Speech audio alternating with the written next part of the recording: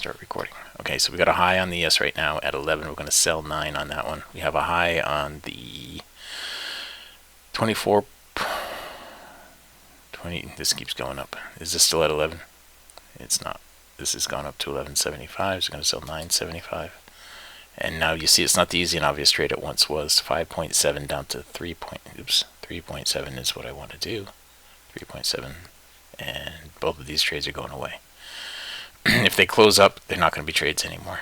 The high of this is now at 12.75, so this needs to be down at 10.75 right there.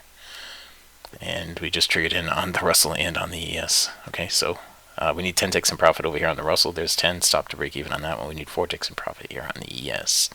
Now my stop should be 10 ticks away on this, and it's not. There it is there. I'm going to lock in 5 ticks here on the Russell. Okay. The ES needs 4 ticks in profit to bump the stop to break even. I'm going to lock in 10 ticks on the Russell. I don't think I got 10 out of that. I think I got 8.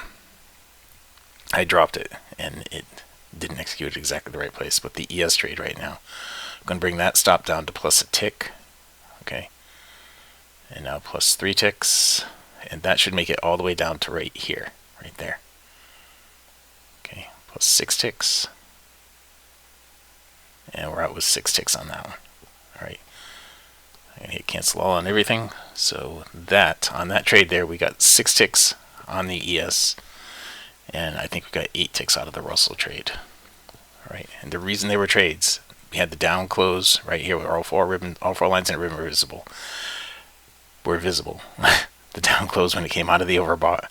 Now they weren't the ideal trades because you got to really stretch it to see all 4 lines on both of them. They pulled back pretty deep, but they both ended up being profitable trades. Okay.